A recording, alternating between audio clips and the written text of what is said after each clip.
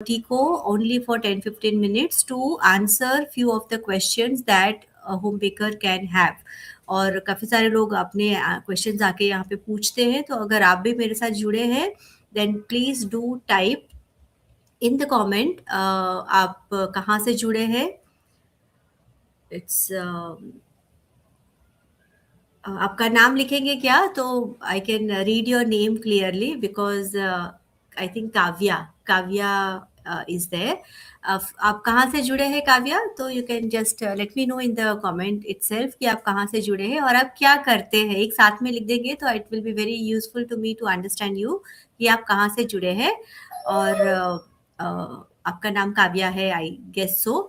तो कल जब मैंने ये लाइव खत्म हो रहा था ना, उस टाइम पे कोई जुड़ा था मेरे साथ और उन्होंने मुझे जल्दी-जल्दी में क्वेश्चन पूछा था, मैं उनका नाम भूल गई.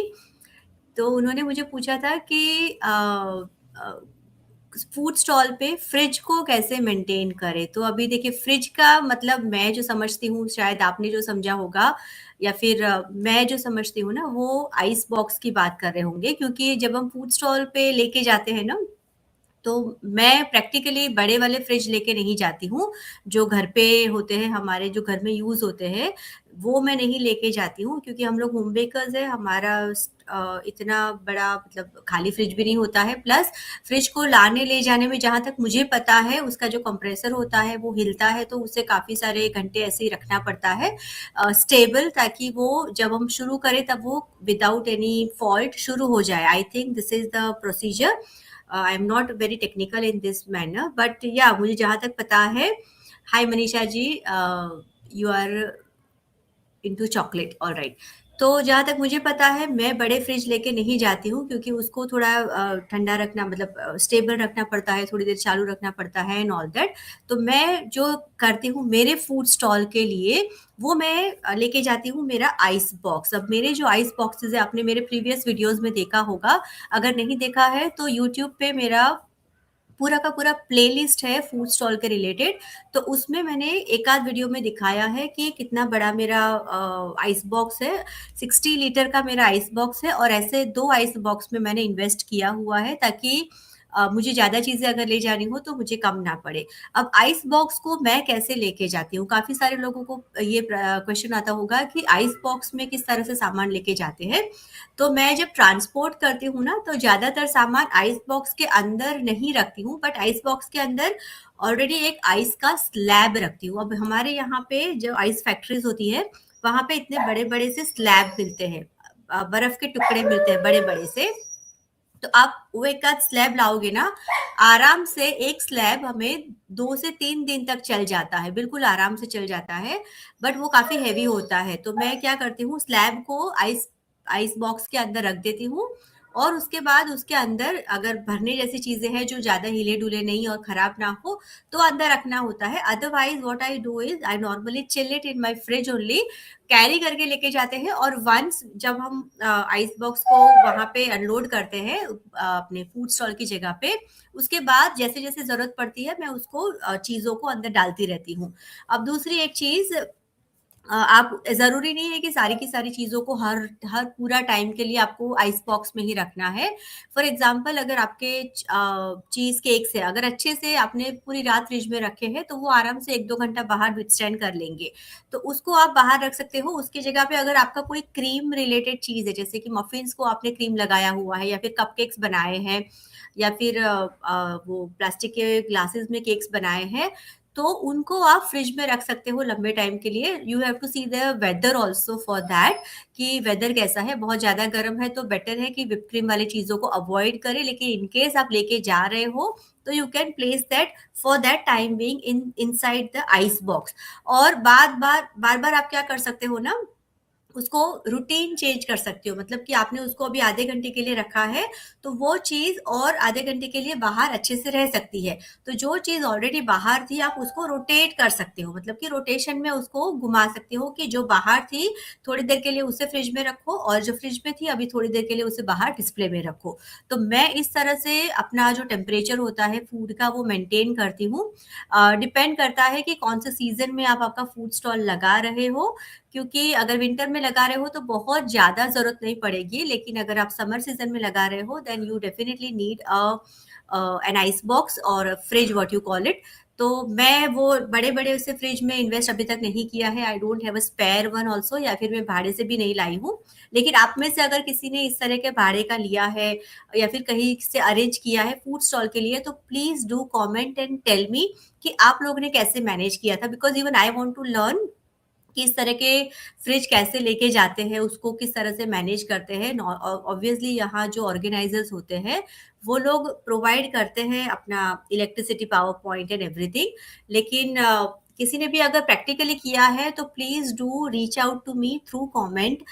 मैं उनसे बात करना चाहूँगी कि आपने किस तरह से उसको मैनेज किया था, ताकि मैं जिन लोगों के क्वेश्चंस ऐसे आते हैं मेरे पास, जो मैंने कभी प्रैक्टिकली नहीं एक्सपीरियंस किया है, उनको मैं आंसर कर सकूँ, है ना? चीज़ केक की पेस्ट्री स्टॉल पर कैसे रखें? कैसे रखें मतलब चीज़ केक तो अच्छे से आराम से, अगर ठंडा सीज़न है तो 1 घंटा बाहर रह लेगा।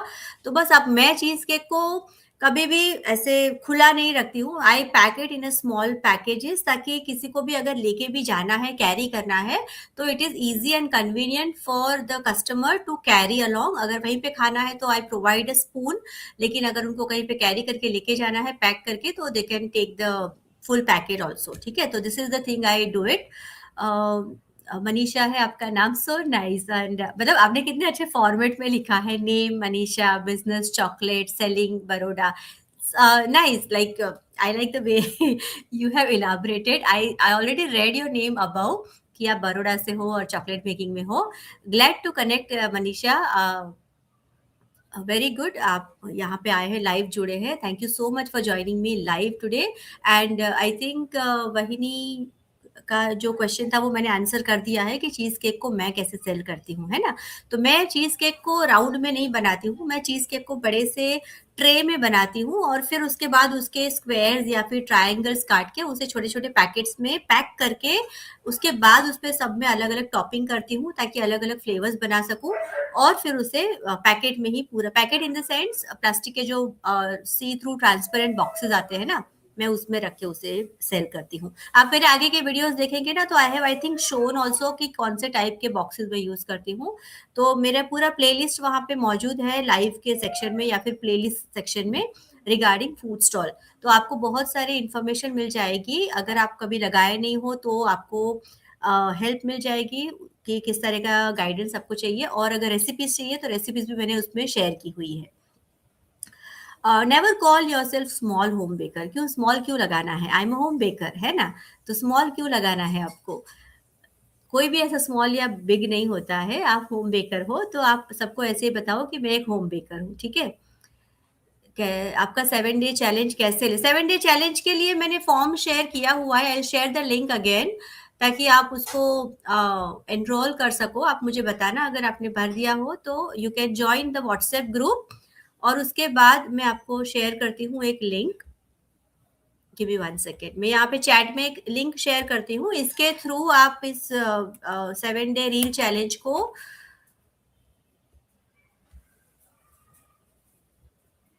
या ये जो लिंक मैंने डाला है ना, उसमें आप क्लिक करोगे तो you will get to my website, और वहाँ पे आप इसको कोर्स को एनरोल कर सकते हो। मैंने मिनिमल सा फीस रखा हुआ है, 10 रुपीज पर डे का, ताकि लोग उसे सीरियसली ले। अगर फ्री में रखते हैं ना तो people do not value so much, तो इसीलिए मैंने उसको छोटा-सा मै वैल्यू रखा है। अगर आपको सीखना है और कंसिस्टेंट रहना है, किस तरह से रील को बनाते हैं, किस तरह से रील्स पोस्ट की जाती है, तो मैं सारा का सारा गाइडेंस देती हूँ। और हमारा एक सीज़न ऑलरेडी खत्म हो चुका है एंड काफ़ी सारे लोगों ने उसमें पार्टिसिपेट किया and they are seeing good results also. तो उसके रिलेटेड रील्स भी मैं रखती हूँ मेरे इंस्टाग्राम पे। अगर आप मेरे इंस्टा को फॉलो कर रहे हैं तो यू विल सी कि किस तरह के रिजल्ट्स मिले हैं हमारे पार्टिसिपेंट्स को। और अगर आपको पार्टिसिपेट करना है तो do click on this link, you will be able to join it, ठीक है? तो I hope this session was helpful. Almost 10 minutes हो गए हैं और मैंने जो कल का क्वेश्चन पेंडिंग था उसको आज ले लिया है कैरी फॉरवर्ड करके, कि उन्होंने मुझे कल जाते-जाते पूछा था, इसलिए मैंने लंबा नहीं खींचा लाइव को।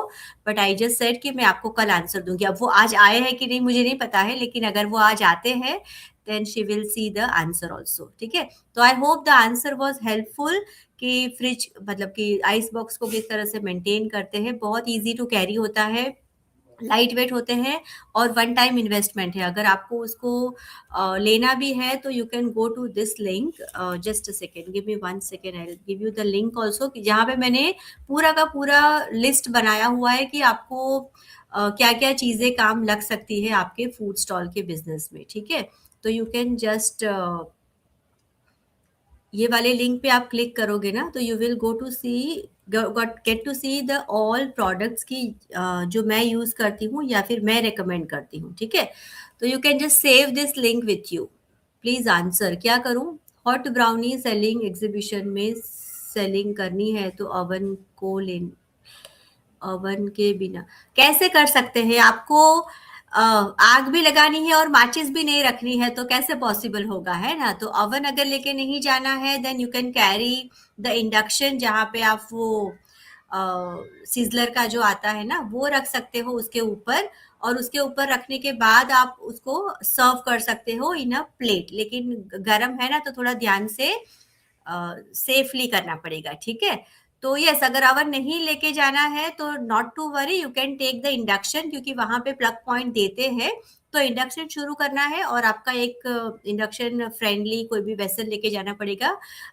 अच्छा है अगर आप ये ब्राउनी का जो आता है सिजलर का, वो वाले प्लेट लेके जाओगे ना तो उसके ऊपर रख के आप उसको सेल कर सकते हो। It will be very, I think, attractive also. I have never done it but yeah it's a good idea actually.